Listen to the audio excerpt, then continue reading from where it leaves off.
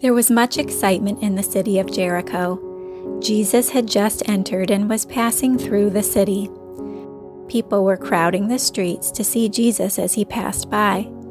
One man in the crowd was troubled because he couldn't see Jesus. He was too short to see over the crowds. The Bible says that this man Zacchaeus was little of stature. Zacchaeus most likely had a beautiful, elegant home.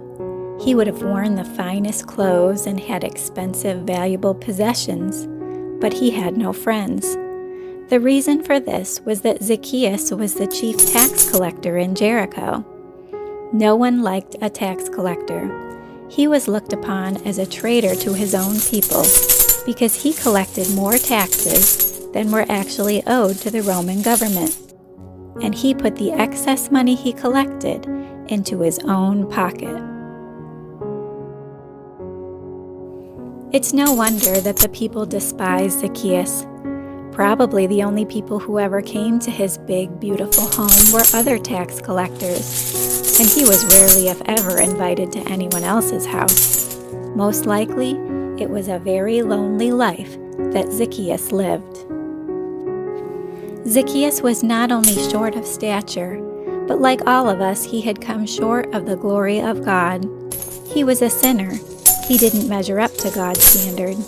His need for forgiveness was very great, as it is for all of us. Perhaps he thought about that and wished he were different. Possibly that is why he was so desperate to see Jesus that day.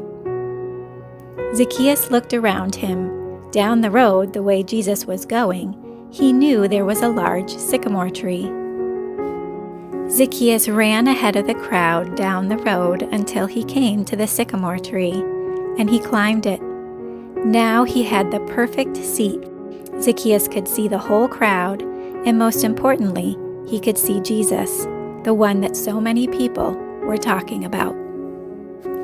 When Jesus and the crowd arrived at the sycamore tree, Jesus looked up into the tree and called him by name. Cheers!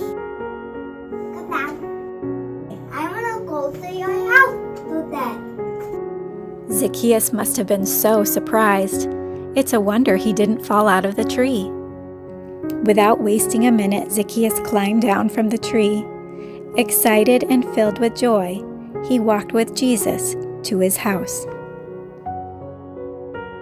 The people in the crowd couldn't understand why Jesus would go home with this sinful tax collector.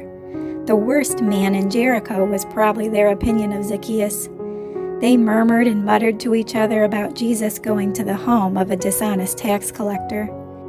The Bible doesn't tell us all that Jesus said to Zacchaeus as they sat together, but Zacchaeus probably poured out his heart, maybe asking Jesus if he was too wicked and too sinful to be helped. Look, Lord, half of my possessions to the poor. If I ever cheated anyone, I'll pay 4 times the amount. We do know that Zacchaeus was born into God's family that day because Jesus said, "Today salvation has come to this house, because this man too is a son of Abraham. For the Son of Man came to seek and to save what was lost." And so the newly saved and changed tax collector went all over the city, making things right with the people he had cheated. All the people of Jericho must have been talking about what Jesus had done for Zacchaeus. Surely they could see by the way Zacchaeus lived and acted that Jesus had worked a miracle in his heart and life. Maybe he had friends who came to see him and invited him to their homes now. There must have been a new joy in Zacchaeus' heart and life. Jesus knew Zacchaeus' name. He called him by name. Jesus knows everyone's name. He knows our thoughts. He knows where we are. He knows what we are. Whether we're up in a tree or in a boat or in our bedroom, Jesus knew exactly where Zacchaeus was. Jesus knew what Zacchaeus was too. He knew all about him, his cheating, his lying, his unhappiness, and his probable loneliness. Because Jesus can look into our hearts and minds, he sees the sin that is there. Jesus was the only one who could do something about Zacchaeus' sinful heart, and he's the only one who can do something about the sin in our hearts, too. He wants us to show others that we belong to him. The way we live and act will let other people know that God has worked a miracle in our lives, just as he did in Zacchaeus' life.